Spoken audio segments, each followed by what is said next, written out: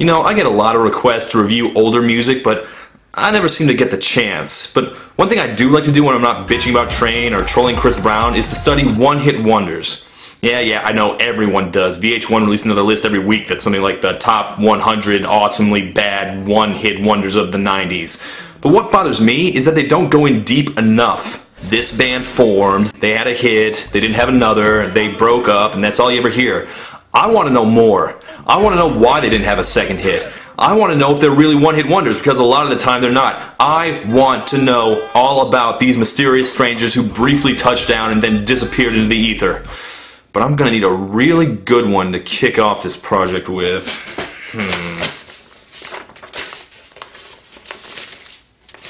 Aha! Our first act comes all the way from Oslo, Norway. Now, when I think Norwegian bands, generally I'm thinking of the kind of music that never charts even one song. And for obvious reasons. But during the height of the MTV era, 3 young men hit it big and became music video stars for one brief shining moment. Those men were lead singer Morten Harket, keyboardist Paul Wakhtar, and guitarist Magne Verholmen. They were the band known as Aha. Let's check them out. Now obviously you know their big hit, Take On Me. If you don't, I'm going to reach through the screen and smack you. What with the hip retroness of everything 80s, you know this song and its utterly classic video, and I refuse to believe otherwise. At the very least, you've seen the literal video, you kids with your YouTubes and your skinny jeans and bleh. So, okay, before we look at their career as a whole, let's take a quick look at Take On Me, one of the greatest music videos of all time. Wait a minute, what the hell is this? Where's the sketch pad drawings and where's the pretty girl?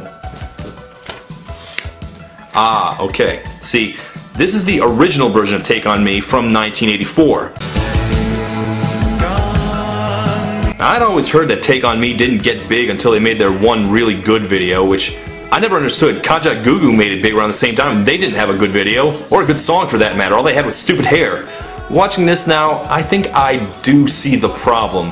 The original video is boring and rightly forgotten, but also this early version, it needs work. I definitely can't say that I like this arrangement as much. I mean, I'm not a synth nerd by any means, but the Japanese plucked strings tone that he picked there is definitely wrong. Okay, well this version did well in Norway, but took them absolutely nowhere in the rest of the world. They were going to need some help to push them over the edge. Meet the person that would help them do that. Very first video I can remember seeing that was... This man is music video visionary Steve Barron, a daring visual stylist who made some of the best videos of the 80s and also a couple of the worst. You have to understand that the music video was a pretty unsophisticated art form at this point, and some of his videos have not aged all that well, but he was very creative and he was willing to experiment in lots of different ways, and in the process he created some truly indelible images that defined the decade. He also directed the first Ninja Turtles movie and managed to not turn them into aliens! But I digress. I don't think it's hyperbole to call Take On Me the best video of all time. It tells the romantic tale of a comic book character who sucks a woman into a sketch world, and then they get attacked by bad guys and have to escape, and then he beats himself into a wall to turn three-dimensional. It is the most touching love story of our generation. And it's astonishing how much you care about the romance between a woman who has no dialogue and a guy who is literally a two-dimensional sketch. Although we do find out a little, this chick is cute and shy, but she's also apparently pretty hip as she reads these weird black and white no dialogue comic books. I always wondered what was going on in that thing. I think it's like a Scandinavian speed racer type of deal, but it all works perfectly. The animation is great, it tugs at your heartstrings, and somehow it hasn't aged a second, especially compared with whatever else was coming out in '85. I felt more for this couple than I did for the ones in The English Patient, that's for damn sure.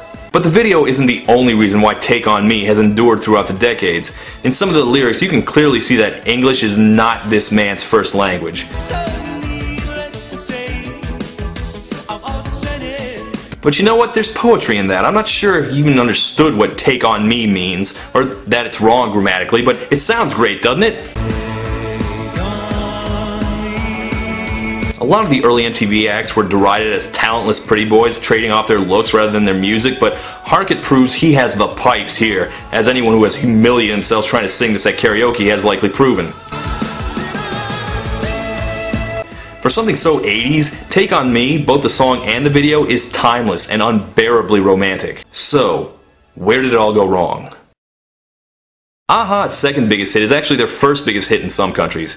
It's called The Sun Always Shines on TV, and it actually outdid Take On Me in the UK and in Ireland, and did just about as well in most of Europe. This made it to number 20 in this country, which makes them not a one-hit wonder, depending on how you define hit. But people usually define a one-hit wonder by hindsight, and a-ha made just one lasting impression in people's minds, and this wasn't it. Why is that? You'd think it would work. Sun Always Shines on TV once again finds them working with Steve Barron, which they would do continuously for the rest of their careers, which makes perfect sense to me. He basically made them.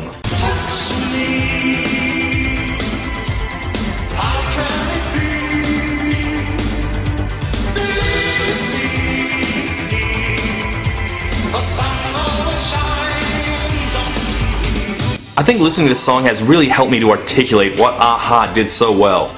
Like Take On Me, they're just aching with emotions. Now, it doesn't have the soaring high notes of Take On Me or the awesome Flight of the Bumblebee breakdown, but it's big and gothic and almost as good. The clearest point of comparison for a-ha is obviously Duran Duran, but Duran Duran are all about looking cool and being sexy. And there was Wham, of course, but they were just silly. But a-ha were romantics. Possibly new romantics, I'll have to check on that. See, a-ha wanted you. They needed you. They wanted to touch your soul. They had so many deep feelings that they needed to share with you. And you know what? Personally, I never saw the big deal about Duran Duran looks-wise, but this Morten Harkett, he is a dreamboat. Oh, his eyes, they look straight into your heart. So why did this song fail so badly at the charts? Why is this not as fondly remembered as Take On Me? Well, it could be that Harkett's grasp of English has started to seriously fail him. Take On Me, even with the ESL stuff, is quite touching. Sun Always Shines on TV, though, is hard to interpret.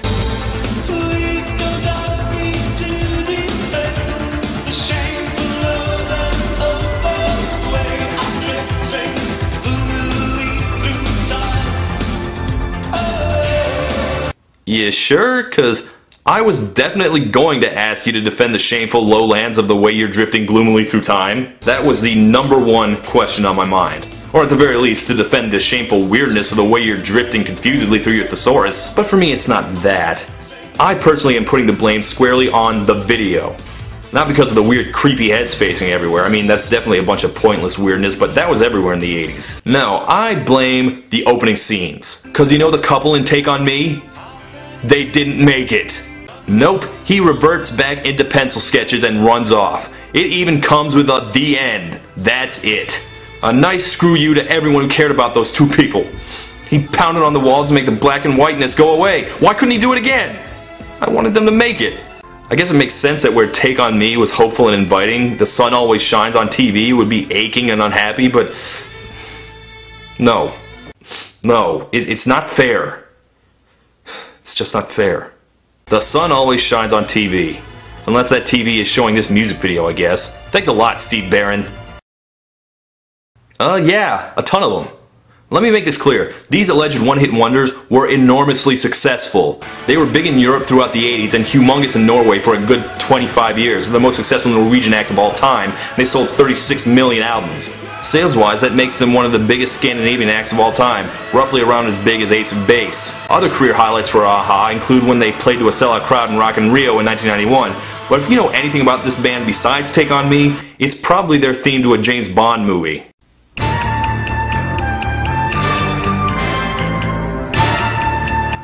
They may not have had any more American hits, but they still had enough clout in Europe that they were chosen to perform the theme to the 1987 film The Living Daylights.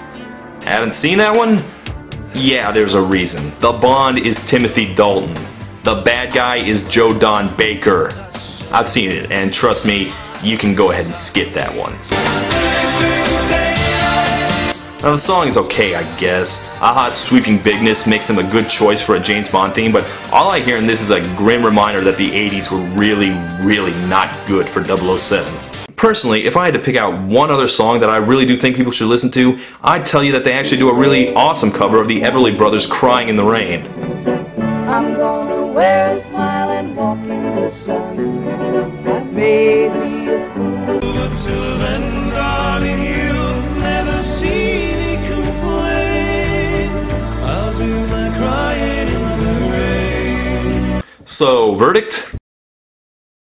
Hell yeah, they did. Hell, we let the Thompson twins have a bunch of hits. Why should Aha have been anything different? I wouldn't say they should have been one of the biggest names ever or anything, but they were probably too good and too successful in their home country to be dismissed as just one-hitters. They were not, in fact, gone in a day or two. They toured right up to around 2010 before retiring, and they released one more goodbye video, again with Steve Barron, where they turned into animated butterflies and flew away. Aww. Farewell, Aha. May you forever hit those high notes.